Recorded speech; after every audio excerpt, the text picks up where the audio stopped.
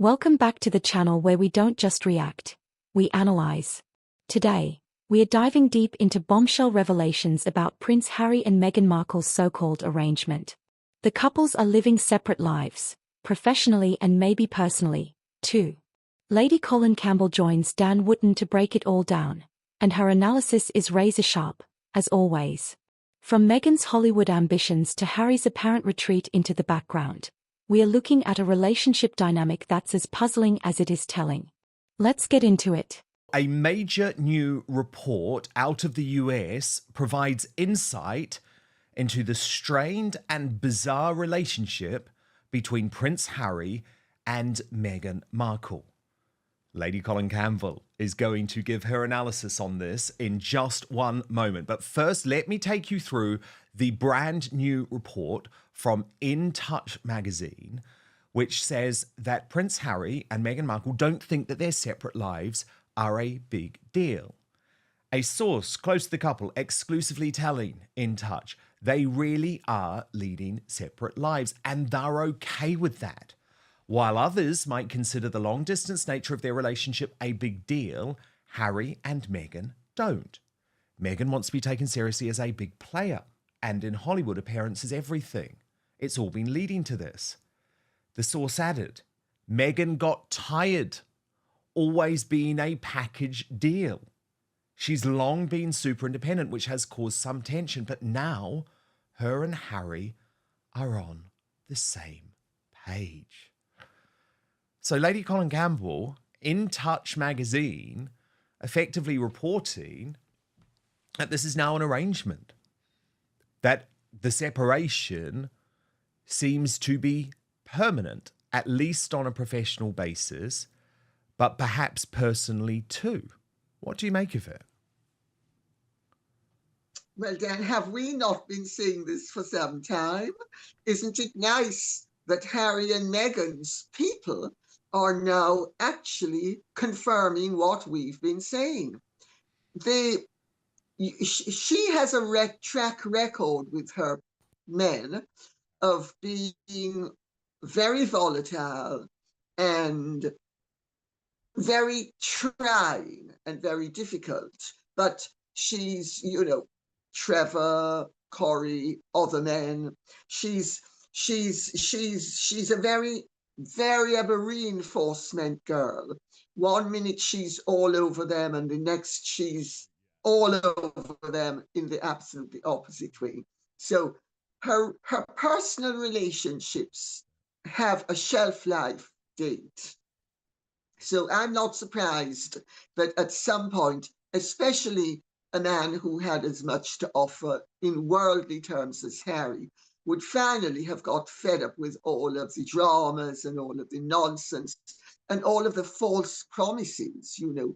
I'm going to make you bigger than William and Catherine. They'll have England and the Commonwealth. We'll have the world. Just follow me blindly. I know what I'm talking about. I'm a huge star. I'm a great manipulator. And she has led him from being one half of the most popular couple in the royal family to one half of the most unpopular couple in the world. So, and I've been saying it for some time, and so have you, that we both know that Harry has been chafing at the bit of, and it's very difficult to be under a jackboot, especially when basically you're the one who's bringing all of the advantages to the table. Let's start with the headline. Harry and Meghan are reportedly okay with leading separate lives. According to sources, Meghan is focused on making it big in Hollywood, while Harry is playing a more subdued role. This isn't just a personal arrangement, it's a public one. It sends a message that they are no longer operating as a package deal, which contradicts everything they've been selling us since day one. This shift raises serious questions about their brand, their relationship, and their future. Hollywood is where Meghan wants to shine, and in a place where appearance is everything, she's putting in the effort. But here's the thing, Hollywood doesn't owe anyone success, not even a former duchess. Meghan's ambitions are clear, but her track record is shaky. Netflix deals, a shelved cooking show, and underwhelming media projects. These are not the makings of a Hollywood power player. If Meghan wants to succeed, she'll need more than appearances. She'll need results. Harry's diminished role is striking. Once a key figure in the royal family, he now seems relegated to the background. For someone who was once celebrated for his military service and charisma, this retreat feels like a loss of identity. You have to wonder, how much of this is by choice, and how much is Meghan steering the ship? But Lady C, there is a threat contained in this In Touch article, because I just want to read a little bit further on. Now, this is something that the journalist has added in as background, but it's not coincidental. Okay, so the report reads, in Harry's 2023 memoir, Spare, he detailed a blowout fight he had with Meghan early in their relationship, when a conversation took an unexpected turn. He grew sloppily angry, then snapped, and spoke to his love harshly and cruelly. But instead of yelling back, Meghan calmly told him she wouldn't tolerate that treatment from a partner or raise children in an atmosphere of anger or disrespect. Her threatening to walk away was a wake-up call. I really needed that, Harry said later. I needed that pushback. And the article goes on, Lady C, and this then takes us to the current day, saying they have a mutual understanding now. And this is according to the source, to In Touch. The children come first, and they're both there for all the important events in their lives. They can be apart without any jealousy, but it's crucial they come together as a family. When Harry's away, he FaceTimes Meghan every night. She texts him little love notes, pics of the kids, encouraging words throughout the day. That's how they stay connected. But Lady Colin Campbell, to include that story from Spare, which I always believed Harry was an absolute fool to put in the book because it will be used against him in the future, I agree. was very telling to me. Well, yes, but basically they need to come up with some explanation as to why they are apart. I mean, it's called an arrangement. You know, our world is full of marital arrangements where people, the marriage is effectively over, but they are in personal terms, but they're staying together for worldly reasons.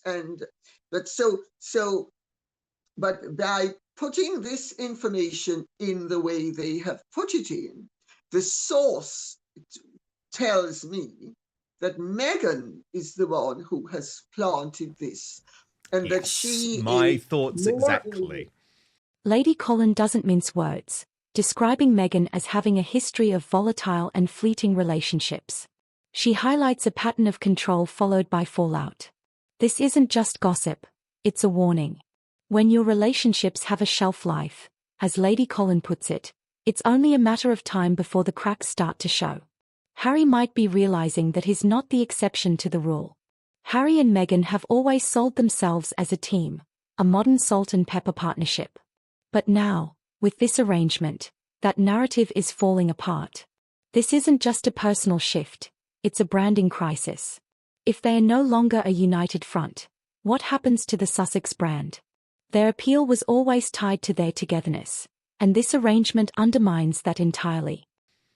Yeah, and she's actually implying that Harry's temper and that Harry's potential for anything that she would regard as a violence is basically what has caused the problem. Exactly. When in fact Meghan is notorious in her personal relationships for being all over people and playing hot and cold and stomping all over them. She gave all her men an absolutely warm time. Nag. Oh, it's all your fault. Oh, you've let me down. The dramas. Oh, I can't stand what you're doing. And oh, you failed me yet again. And You've got to you know, feel sorry for them, right? but I think it's called being a hysterical bitch. Well, yes, and I mean, come on, Lady C, it's been backed up time and again by all of the staff members in the bullying report at Buckingham Palace, all of the staff members quoted to the Hollywood Reporter, but that's why I found it absolutely fascinating that this article included one of the only examples of Harry's temper. Now, look, Harry does have a temper, right? He is angry, but it's Meghan's temper which has actually been the issue of late, and Meghan's treatment of people which has been the issue of late. Then, Lady C, and this is when you really know a relationship is breaking down, there's the counter briefing. And the counter briefing from Harry's side at the moment, a lot of it seems to be going to Charlotte Griffiths, who is the editor-at-large of the Mail on Sunday. She's been running a lot of the reporting about Harry trying to get back in touch with his British friends, considering more time in the UK, all of that type of thing. And I just wanted to show you what she had to say on the Daily Mail's royal show, Palace Confidential, which was to, in my opinion, put Harry's side of things. Watch this. Because behind the scenes, I'm hearing that Harry's been taking advice about how to become more popular. And he wants to kind of get back to that image of him as the cheeky chappy, which is why we saw him over Halloween doing some kind of comedy appearances, and he did one with Jelly Roll where he kind of pretended to get a tattoo. He's trying to get back to that jocular Prince Harry, the Playboy Prince image, and of course having Meghan by his side doesn't really work with that. So I think it's a bid for him to get popular again. I think that's what he's trying to do.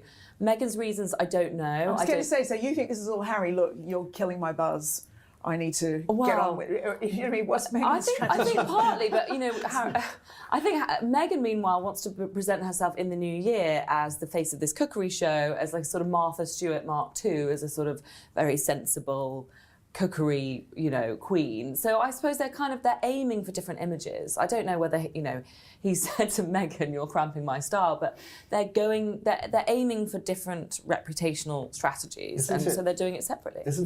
Let's talk about Hollywood. It's not enough to want success. You have to earn it. Meghan's focus on appearances might open doors, but it won't keep them open. Failed projects and unmet expectations are already piling up, and Hollywood has a short memory for those who can't deliver. If Meghan can't turn things around soon, her ambition might outpace her opportunities. So, Lady C, it's very clear that Harry's people want everyone to believe that it is Harry who is driving the professional separation and whatever arrangement they have. But this is what I was told a year ago, and this is what I said a year ago, that Harry is the one who got sick and tired of being dragged down by Meghan. And Harry, after Dusseldorf, was just beside himself with the negative feedback, and that's over a year ago now. And Harry was the one who said enough is enough. My pond is being poisoned, and I can't. And also, he doesn't enjoy being with her. He finds being around her oppressive and restrictive and constrictive. I've just been speaking to somebody who was at a dinner on the continent with somebody who was a part of the Colombian delegation that was a part of the Colombian trip. And they said Harry was actually perfectly fine. Meghan was a living nightmare. And the vice president herself ended up storming off and saying, "I can't stand this woman. I don't want to have anything to do with her." Lady Colin mentions Meghan promising Harry the world will be bigger than William and Kate. You just follow me. But those promises haven't materialized. Instead of global influence, they are facing diminishing public support and dwindling opportunities. How long can Harry stick around when the dream he signed up for isn't coming true? Independence isn't a bad thing, but in Meghan's case, it seems to come at the expense of partnership. Her desire to break away from being a package deal speaks to a deeper need for control and autonomy. But when you're in a high-profile marriage, independence can quickly look like isolation. This arrangement might work for now, but long-term? It's a gamble. The public isn't buying this arrangement as a non-issue. To most people, separate lives signal trouble, not harmony. Harry and Meghan's supporters have always rallied around their unity. If that's now in question, they risk alienating even their most loyal fans. And remember, we saw that video, didn't we, where there did appear to be some sort of clash between Vice President Marquez and Meghan Markle. And of course, it was the Vice President who had demanded that the Colombian taxpayer spend all of this money bringing Meghan into the country. Wow, that's fascinating. Really fascinating. Lady C, the Christmas card. I need your take on it. Do you think it was manipulated in any way, as there seems to be a lot of suggestion? Oh, Dan, how could you be so mean and nasty? Why would Meghan and Harry ever manipulate anything? And why would they manipulate a card? But you notice she appears far more than he does. We need to be clear who the star of the show is. And then the main picture is the one that has absolutely no focus whatsoever. And it's... Oh, by the way, have you noticed that Meghan has one arm and 3 legs, but one of the legs is attached here and is the same length as the other 2 legs? Did you notice? And, it's a very odd composition, isn't it? And not to mention Harry's 6 fingers. Oh, it's Harry's 6 fingers and his odd head. Harry's white, the white haze around Harry and the white haze around the dog. And let's not forget also, and Diana, come and meet me, baby. And why is it that Lily is the same height virtually as Archie? I mean, something's seriously wrong there. I mean, has Archie been put in the freezer and not allowed to grow? While Lily, of course, we need to remember Archie was named after Archie Bunker, or Archie the comic strip character, while Lily was named after Queen Elizabeth II, who was so honored to have her pet name stolen by dear Megsy baby. But so maybe they're feeding her growth hormone because she looks as if she's going to become a giantess. I mean, there's so much wrong with that photograph. And what to me is extraordinary is Catherine did a few tweaks on her Mother's Day card, and Getty pulled it, all of the other photographic agencies pulled it. They condemned it as being a fake. How come nobody's condemning and the mainstream this? media went insane. The mainstream media went insane for days. Exactly. Whereas the mainstream media, in this case, Lady C, is saying nothing to see here. No manipulation. The media plays a huge role in shaping public perception, and right now, the narrative isn't in Harry and Meghan's favour. From tabloids to mainstream outlets, the story is one of distance, tension, and unfulfilled promises. If the Sussexes don't take control of the narrative soon, they might find it's too late to change the story. You have to wonder what the royal family thinks of all this.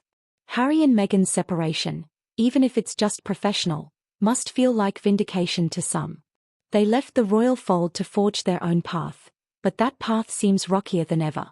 The royals may not say it out loud, but they are likely watching this unfold with a sense of "I told you so." But then, of course, it also shows how unimportant Harry and Meghan are, and it shows basically how much more important Catherine is, if you stop to think of it in those terms. It's a backhanded compliment to Catherine, and it's beyond. But I actually think that Harry and Meghan enjoy doing the Margaret Thatcher victory sign to the public. I think they really do. They really enjoy it, and they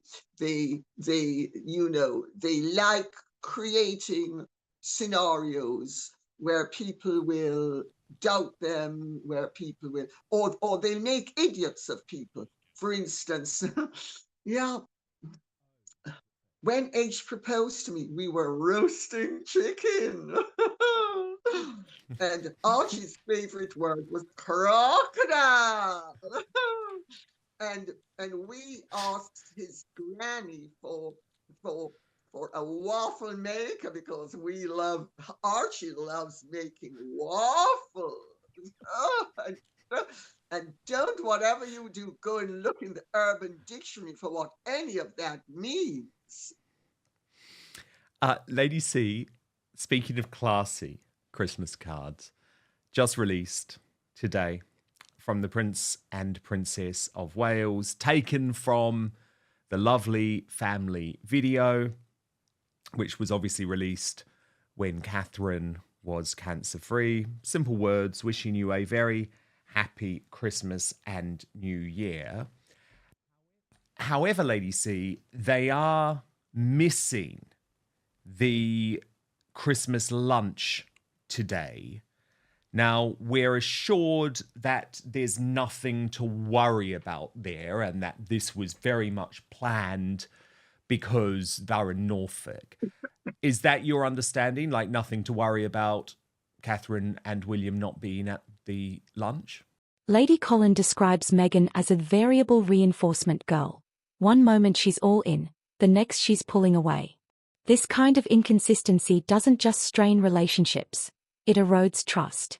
If this is how Meghan operates, it's no wonder there's tension in her marriage. This arrangement isn't just a personal choice, it has broader implications for the Sussex brand. Brands thrive on consistency and relatability, and right now, Harry and Meghan are offering neither. If they don't find a way to reconnect with their audience, their influence will continue to wane. No, I don't think there's anything to worry about. It's, she is, anybody who's had extensive chemotherapy has good days and they have bad days. They have bursts of energy and they marshal their energy for something and then it takes a lot out of them. She's not out of the woods yet. And, she has to marshal her resources. He could have gone on his own, but had he done that, that would have caused questions as to the state of her health. But I'm pretty sure that it's the fact that she is not as energetic as she used to be that is basically behind it. Oh, there's Charles with Clive Alder. Yes, and that was him arriving today. The big question is, how long can this arrangement last? Separate lives might work in the short term, but long term? That's a different story. Marriage is about compromise, not convenience. And if Harry and Meghan can't find common ground, this arrangement might be the beginning of the end. At the end of the day, this arrangement raises more questions than answers. Is this the new normal for Harry and Meghan, or is it a temporary fix for deeper issues? Angela Levin and Lady Colin Campbell offer sharp insights, but one thing is clear, this isn't the fairy tale we were sold. What do you think? Is this arrangement a smart move, or a sign of trouble ahead? Let me know in the comments below. And don't forget to like, share, and subscribe.